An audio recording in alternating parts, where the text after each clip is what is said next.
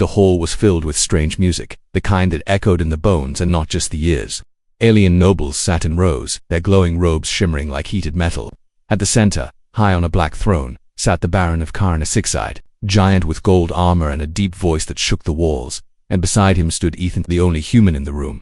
He was tall, dirty from the battlefield, and still wore his torn combat uniform. He had fought for 3 days without rest. He had destroyed an enemy war machine with only 2 grenades and a stolen spear. And now, the Baron was ready to reward him. The Baron raised his hand and shouted, "Let the gift be brought." 2 armored guards dragged something into the hall, a small cage made of golden bars. The crowd grew silent. Inside the cage, curled up like a sleeping pet, was a girl. She had silver skin, long dark hair, and glowing teal eyes. Her wrists were chained. Her clothes were soft and clean, made of silk, but the fear on her face showed her true condition. She was not a guest. She was a slave. The Baron stood. "You saved my life, human. As a reward, I give you her. A pure-blooded Valari girl, untouched, unbroken, yours." The nobles clapped and roared. Music played again, but Ethan did not move. He stared at the girl. She looked up at him slowly. Her eyes were wet but calm. She did not speak. She did not beg. She had already accepted her fate. Ethan's fists clenched. The Baron stepped down and stood beside him. "Take her. Tonight she will sleep in your chambers. You have earned this." Ethan looked at the Baron, then at the girl, and then back again. "No," he said. The crowd went silent. Music stopped. The Baron blinked all 6 eyes. "No, I won't take her," Ethan said clearly. "I didn't fight for this." The nobles murmured in confusion. Some laughed, thinking it was a joke, but Ethan's face was hard. His hands were not shaking. His voice was steady. The Baron's voice lowered. "You insult me. Do you reject my gift?" "I reject slavery," Ethan said. The Baron's voice thundered. "This is our way." "Then your way is wrong." Gasps filled the room. A few guards stepped forward, ready to grab Ethan, but the Baron raised a hand and stopped them. He stepped closer and whispered, "You know what she is. Human. Her kind destroyed planets, killed millions. Now she is yours. And you say no. I don't need someone to obey me. I need someone who can stand beside me," Ethan replied. The Baron narrowed his eyes. "Then take her and free her. Let's see how long she survives." Ethan turned and walked toward the cage. The girl flinched. He knelt beside her. "What's your name?" She did not answer. "I'm not here to hurt you," he said softly. She blinked once. Ethan stood and turned to the Baron. "Unlock her chains." The Baron laughed. "You dare to give orders." Ethan placed his hand on the sidearm, at his belt. The message was clear. The Baron waved his hand. "Fine, let's see how far you get with her." The guards unlocked the cage and stepped back. The girl didn't move. She didn't believe she was truly free. Ethan walked into the cage, held out his hand, and said, "Come with me." She stared at his hand, then at his face. Something in his eyes was different. Not cold, not cruel, just tired and kind. Slowly she reached out, and she touched his hand. Gasps filled the room again. No one had ever seen a Valari slave move on her own like that. Ethan helped her out of the cage. She stumbled. He caught her. He looked at the Baron one last time. "I don't need your reward." Then he walked out, holding the girl's hand, past the stunned nobles and the guards who didn't dare stop him. In the dark hallway outside, away from the lights and music, the girl looked up at him again, opened her mouth. Her voice was soft and broken. "Zara," she whispered. Ethan looked at her, surprised. "Is that your name?" She nodded.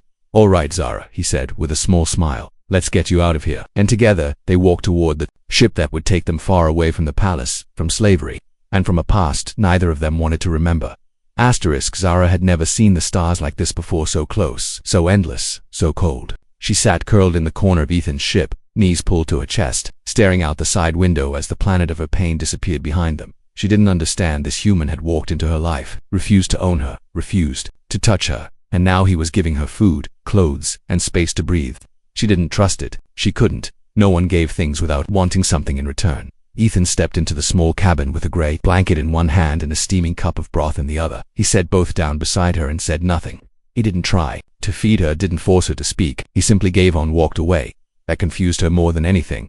She stared at the cup for a long time. Her chains were gone, but she still felt the weight on her wrists, the cold of the collar. Slowly she reached for the cup, her fingers trembling.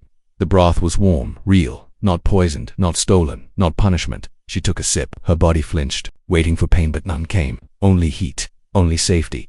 Ethan returned hours later. His jacket was off, his sleeves rolled, and his face tired. He sat on the floor a few feet away from her. "Do you want to sleep in the bed?" he asked gently. Zara didn't answer. "You can," he added, "or not. It's your choice." That word choice felt like a sharp wind to her ears. She looked at the door. It was unlocked. She looked at the bed. It had soft sheets.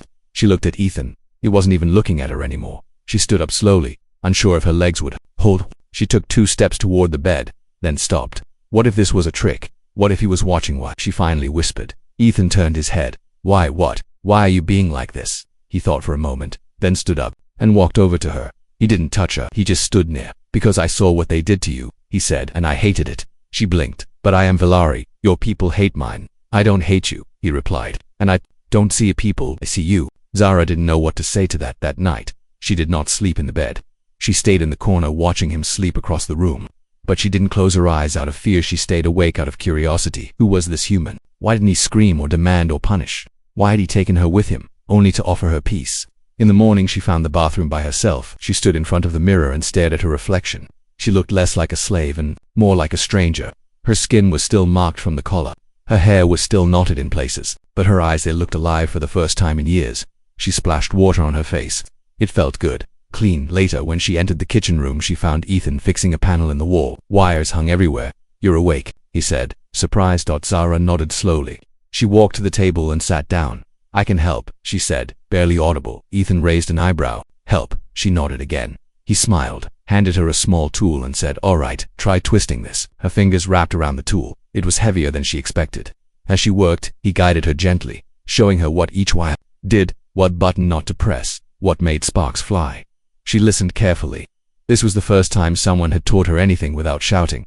By the time the panel was fixed, her fingers were dirty, her arms were tired, but her chest felt light. You're good at this, Ethan said. Zara blinked at him. I am. Yes, you learn fast. The words made her cheeks warm. She wasn't used to praise or kindness, or being seen. Later that day, the ship landed on a small outpost planet for supplies. It was a quiet place, no guards, no nobles, no cages. As Ethan stepped out, Zara followed him without chains. The local alien shopkeepers stared at them. A human walking beside a Valari girl with no leash, no collar, no mark. Whispers followed them. Do you want to wait here, or come inside? Ethan asked. Zara looked at the shop, then at him. I'll come, she said. He nodded. Then stay close, just in case. She stood beside him, not behind him. And as they walked into the dusty market street, she held her head just a little higher. The first time she stepped on the ship's control deck barefoot, Zara froze in place. Not because of fear, but because of silence. She had always known noise, orders shouted, chains clinking, the hum of guard boots hitting metal floors, but here, there was nothing but the soft ticking of machines and the quiet sound of her own breath. Zara looked around the control room. It had clean white lights, a cracked leather seat, old wiring taped to the walls, and Ethan, sleeping in the pilot chair. With his boots still on, he looked peaceful. Not like a warrior. Not like a master. Just human. She walked closer and bent down to pick up a fallen tool from the floor. As she reached for it, her own reflection appeared faintly in the polished metal panel. She paused. She saw the long scar down her neck, the faded marks where her collar used to be, and her eyes. Something was different in them now. She wasn't sure what. She cleaned the tool, set it carefully on the desk, and turned away. That day, she didn't wait for instructions. She found a cloth, a bucket, and began cleaning the floors, not because she was ordered, but because the ship had become her shelter, her space. It deserved care. Hours passed. Ethan woke up to the soft sound of scrubbing. He blinked and looked around, confused. Zara was on her knees, wiping the floor, her hands red from water and soap. She didn't notice him at first. What are you doing? He asked. She looked up quickly, startled, her eyes wide. I thought I should clean. He stood and walked over. Did I ask you to? No, she said quickly. I just thought it was right. Ethan frowned and knelt beside her. You don't have to do this anymore, he said gently. Zara looked down at the cloth. But I want to. Ethan took the cloth from her hand and set it aside. Then he helped her stand up. She was confused again, afraid again. Maybe he was angry. But instead of scolding her, he pointed to the small kitchen room and said, Go sit. I'll make something for both of us. I can cook, she offered. He smiled. Then we'll do it together. In the small kitchen space, they stood side by side. Zara cracked open a sealed container. Ethan prepared the heating plate, and soon the smell of warm food filled the ship. Zara was quiet, but inside her mind, questions burned. Why did he treat her like this? Why did he always offer and never demand? After they ate, she returned to her usual corner, the one she always slept in. But that night, as she curled up on the floor, Ethan walked over and stood above her. You don't have to sleep here anymore, he said. This is fine, she replied. He reached down without warning, slowly but firmly, and lifted her up into his arms. Zara didn't fight. She only looked into his eyes, trying to read his intention. His touch was careful, like she was something fragile. He carried her to the bed and placed her on the soft blanket. You're not furniture, he said quietly. You're not a slave. Zara looked down at her hands. I've never slept in a bed alone, she whispered. Only when someone else. Ethan shook his head. That's over now. This bed is yours if you want it. She looked up at him. Yours. I'll sleep in the control chair, he said with a tired smile. Don't worry, no one will touch you. Zara hesitated, then nodded. Ethan turned away, but before he reached the door, Zara whispered, "Thank you." He stopped, then said softly, "You're welcome." That night, for the first time since her childhood, Zara slept under a blanket. In the middle of the night, she woke up, heart racing, confused by the feeling of warmth, safety, and quiet. It was all so unfamiliar. She sat up and listened. Nothing but the hum of the ship. No yelling, no footsteps, no chains. She walked quietly to the control room and saw Ethan sleeping with his arms crossed, snoring lightly. There was a blanket thrown over his legs, her old one. She smiled the next morning. Zara stood in front of the mirror. Again she reached up to touch her neck where the collar used to sit. Then she walked to the trash bin, opened the lid, and dropped something inside her collar. She didn't need it anymore. When Ethan saw it later, he didn't ask. He just smiled. Zara, standing in the doorway with her hair tied back and a calm look in her eyes, said one clear sentence. "I'm not a slave anymore." The plate slipped from her hands and hit the floor with a loud crash. Zara froze. Her breathing stopped. Her heart began to pound like a drum in her chest. She looked down at the broken shards scattered across the ship's kitchen floor, and then slowly turned her head toward Ethan. He was sitting at the table, sipping a cup of recycled tea. His eyes met hers and she braced for it. She had broken something that always meant pain. Loud words, a slap, a punishment. Her fingers started to tremble. Her knees bent slightly as she lowered her head, ready to fall to the ground in apology. It was instinct, burned into her through years of being told she was less than a person, but nothing came. No scream, no angry footsteps, just laughter. Ethan started laughing. It was soft at first, then full, warm, and real. Zara looked up confused. He stood and walked over, still chuckling, and said, "That plate. I hated that plate anyway." She blinked. "You're not angry?" He raised an eyebrow. "Do I look angry? I dropped it. I broke it." "Zara, it's just a plate." She stared at him, completely still. This moment didn't make sense. In her world, mistakes were punished. Accidents were treated like crimes. But here he was laughing. She felt her lips twitched. It was strange, awkward, weak at first. But then it grew into something rare, something she had forgotten how to do. Zara smiled. Ethan's eyes softened. "There it is," he said. "There what?" she asked, confused. A real smile. "I was starting to think you didn't have one." Zara touched her own cheek, like the smile wasn't hers. Then she turned away quickly, hiding it, unsure if she should allow herself to feel light. Later that day, they sat together on the floor of the control room. The lights were dimmed. A storm of space dust shimmered outside the window like stars dancing in a river. Ethan pulled out a small screen and said, "I thought you might want to learn something about Earth." Zara looked at the glowing images. Mountains, trees, oceans, people laughing around fires, children running, cities made of glass and steel. "Is this real?" she whispered. "All of it. Is it beautiful like this now?" Ethan shrugged. "Some parts. Yes, some are broken. But that's the world I came from." Zara watched a video of a bird flying over a lake. She gasped. "It's free." He looked at her. "So are you." She didn't reply. Her eyes stayed locked on the bird. Over the next few days, something began to change. Zara walked straighter. Her voice became clearer. She asked questions, so many questions. What was a toaster? What did music feel like? Why did Earth have so many animals? Ethan answered every one. In return, she began helping with repairs around the ship. She learned how to fix circuits, read warning signals, even pilot in short distances. She was brilliant. One afternoon, Ethan returned to the ship carrying supplies from a trade post. As he stepped in, he heard humming, a soft tune, familiar, but not from his world. He followed the sound to the engine room. Zara was there, cleaning oil off her hands, humming a tune from her own people, something from before the war. "Before the cages." He smiled and leaned against the wall. "You sing now." She turned quickly, caught in the act. "I didn't mean to. I liked it." She gave a small laugh. "It's an old lullaby. I barely remember the words." "Well," he said, "keep humming. This ship's too quiet without you." She looked at him, then back at her tools. "You really don't want anything from me?" she asked quietly. Ethan walked over, kneeled beside her and said, "Zara, I don't need anything from you. I just want you to have your life back." She nodded slowly. "And if I choose to stay?" she asked. He paused. "Then you stay. Not as property, not as a passenger, but as a person." Zara smiled again. This time she didn't hide it. That night, she lay in the bed staring at the ceiling. There were no stars, there just a plain metal roof. But in her mind, she saw birds, oceans, and Earth's blue skies. She didn't dream of escape anymore. She dreamed of building something. The next morning, Ethan walked into the common room and found something unexpected. Zara had made breakfast. It was clumsy, strange, and uneven, but the effort was there. She looked up and said, with a proud grin, "I broke another plate." Ethan laughed again. "I guess I'll have to start buying stronger ones." Ethan didn't notice it at first. He was fixing the engine filter in the lower chamber. grumbling to himself about rusted connectors. When he opened the maintenance bin and saw it lying there, the collar it wasn't broken or bent. It still had its silver latches and the tiny tracker lights, though they were dead now. But the meaning it once held, the pain it once caused, was heavier than any metal. Ethan stood still, staring at it. He didn't call for Zara. He didn't touch it. He just looked at it like a ghost from another life had crept back into the room. Zara entered moments later, wiping grease from her fingers. She saw the open bin, the silence, and then what he was looking at. She didn't flinch. Instead, she stepped beside him, eyes calm, and said, "I didn't know where else to put it." Ethan finally looked at her. "You sure you want to throw it away?" Zara nodded. "I kept it because I thought I needed it. Like it was part of who I was, but it's not. It never was. I was just scared." She reached into the bin, picked it up with both hands, and stared at it one last time. "This collar was never mine. It was theirs." Then she opened the airlock trash chute and tossed it in. The collar vanished into deep space. For a few seconds, neither of them spoke. Then Ethan let out a breath. "You did the right thing." Zara looked at him. "I want to live like a person, even if I don't know how yet. You already are." That evening, the ship's lights flickered just once. A warning alert blinked on the main screen. Zara rushed to the cockpit and read the incoming data. Her eyes widened.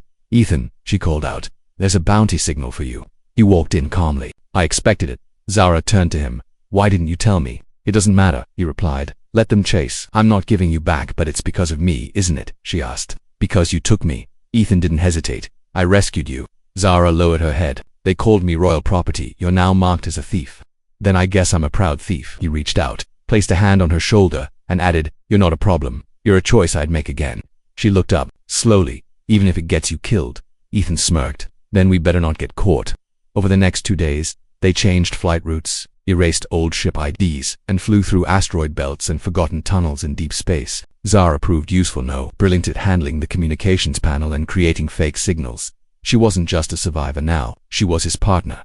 At night, Ethan would drift asleep on the control chair while Zara monitored the sensors. One time, she softly placed a blanket on him without waking him, just like he had done for her in the beginning. That night, she sat near him and whispered, "You saved me once. Now it's my turn." The next morning, alarms went off. A small bounty hunter drone had locked onto their ship. Zara jumped into action. "I can jam the signal." Ethan took the pilot seat. "Do it." Zara's hands flew over the controls. Sparks lit up. The ship shook. Ethan steered into a narrow asteroid tunnel. The drone followed, fast and loud. Zara yelled, "Turning off. Engine heat trail now." The drone lost tracking. Seconds later, silence returned. They sat there, both breathing hard. Ethan smiled and looked over. "You're amazing." Zara was still catching her breath. "We're alive." He chuckled, "Thanks to you." Later, when the ship was safe again, Zara went to her room and opened a small storage drawer. Inside were scraps she had kept from her old life, a torn scarf, a broken chain link, and a tiny stone from her homeworld. She picked up the stone, felt its cool surface, then placed it back and closed the drawer. Then she sat down and began writing. Something on a tablet, her language, her thoughts, her story. When Ethan passed by and saw her, he asked, "What are you writing?" "My name," she replied, "and everything I never got to say." Ethan paused, then nodded. "Good. Your story deserves to be told." She smiled, calm, steady, without fear. The next morning, they walked side by side down a docking station on a quiet moon colony. Zara was no longer looking over her shoulder. She had no collar, no master, no chains. Only a future and a partner walking beside her. The moment the power shut down, Zara felt it in her bones. Not just a flicker, not a glitch, but a complete blackout. Every system on the ship died in silence. The engine stopped humming. The lights went out. Even the recycled air system paused for one dreadful second before emergency reserves kicked in. Zara sprinted to the control room, barefoot, eyes wide. Ethan was already there, punching controls, trying to force a restart. Red light glowed faintly from backup panels, casting shadows on his face. "It's not a malfunction," he said. "It's a shutdown pulse." Zara's heart skipped. From who? Before he could answer, a message appeared on the flickering main screen. "Property of the Koran Baron returned. The stolen slave will be terminated." Zara felt something twist inside her chest. That word "slave" flashed across the screen like a knife scraping her soul. Ethan stared at it, jaw tight. "He tracked us. He controls the power grid. He has warships on this moon. He must have overridden local systems." Zara took a step forward. "You should have left me there after you because of me." Ethan turned to her, his voice low and firm. "I didn't take you to throw you back when it got hard." Suddenly, a vibration shook the ship, soft, then stronger, like distant thunder. She ran to the window. "Dropships. They've landed nearby." Ethan grabbed his emergency pack and tossed her a small communicator. "Time to move. Can you pilot a jump manually?" Zara hesitated. "Yes, but we don't have enough fuel for a full burn." "We'll make it work." Get to the course, start the warm-up. She nodded and ran. Moments later, inside the engine room, she connected cables by hand. Sparks flew, but she didn't stop. Her arms burned from the heat, but her focus was steel. She was no longer the girl who waited for orders. She was fighting for her own life now. Ethan burst in, injured, blood running from a cut on his temple. They're boarding 3 minutes max. Zara's eyes met his, then were flying blind. She pressed the ignition manually. The ship roared to life, lights flickering back on. Outside, figures in black armor surrounded the docking station.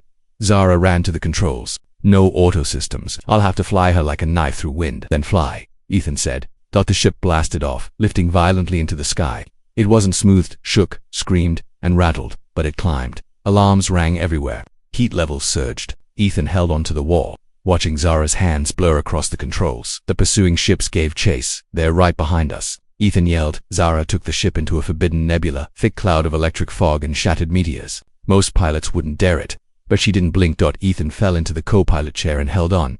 Zara, we can't navigate in here. It's suicide. I know this field, she said.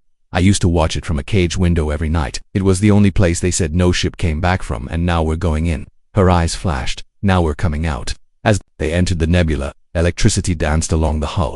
The ship screamed in protest. Systems flickered, but Zara's grip stayed steady. The enemy ships followed, but one was struck by an energy arc ripped apart in seconds. Zara took the path through, not around. Her body leaned with every turn. Her mind moved faster than the sensors. She felt the field. She remembered the shape of the void from every night staring into it. Another enemy. Ship crashed into a rock. Only one was left and it was closing in. Ethan checked the weapons. We've got 1 torpedo left, and barely enough power to steer. Zara didn't speak. Her eyes locked forward. Then she whispered. Now, Ethan fired. The torpedo hit an unstable asteroid ahead of the enemy. The explosion sent shockwaves through the nebula, throwing the enemy off course straight into an energy storm. Gone. Zara burst out of the other side of the nebula, the stars opening like a sea of light. She let out a deep breath and collapsed, back in her seat. They were safe. For now. Ethan turned to her, awe in his voice. You saved us. She looked at him, chest still rising fast. You saved me first. He nodded. We saved each other. She smiled, tired but proud. Guess I'm not just a rescued girl anymore. No, Ethan said. You're a pilot, a fighter, a free woman. And for the first time, Zara believed him completely. The courtroom was carved from crystal. The walls glowed faintly, humming with ancient power. Hundreds of alien representatives sat in curved rows, their faces hidden behind masks, visors, and ceremonial cloaks. This was the Galactic Council where laws were spoken and worlds were judged, and in the center stood a girl once kept in a golden cage. Zara. Her long silver hair was tied back. She wore no chains, no makeup, no soft silks designed to please a master. She wore a plain pilot suit. On the sleeves, blood near the collar from a recent fight. She looked small next to the towering officials, but her eyes held fire. Behind her stood Ethan, calm and quiet. His uniform was patched, his arm in a sling, but his gaze never left her. He didn't stand in front of her. He didn't speak for her. He stood with her. A voice boomed from the top chamber. State your claim. Zara stepped forward. I was taken as a child, she began. Sold to the Baron of Corran, caged, renamed, trained to smile on command and walked behind the feet of men. Murmurs rippled through the chamber. I was called a reward, she said. A prize, property, something to be used, then thrown away. She took a breath. The air tasted strange, cleaner than any she'd ever known. I was handed to a human, expected to be silent and obedient, but he said no. She turned slightly. Ethan's eyes met hers, steady and proud. He didn't free me with a weapon. He freed me with kindness, with patience, with silence where others had shouted. She looked at the council. And now I'm not asking for justice, she said. I'm demanding recognition. A counselor leaned forward. And what do you claim to be now? Zara didn't blink. A person. The word echoed like thunder in the hall. A pilot, she added. A survivor, and never again a slave. The chamber fell into a hush. Another official stood. You were still listed in the Royal Registry of Corran as property. The human is accused of theft, trespassing, and treason. Zara stepped closer to the edge of the platform. Then your registry is a lie. Gasps erupted. A few council members shifted nervously. Others whispered into comm devices. I challenge it, she said. With my voice, with my story, with the scars on my body. She reached up and pulled down her collar, revealing the faded mark the collar had burned into her neck.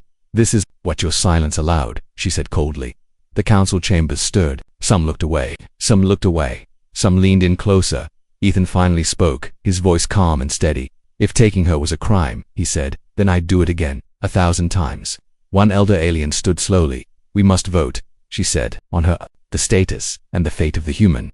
The room darkened. Zara stood still.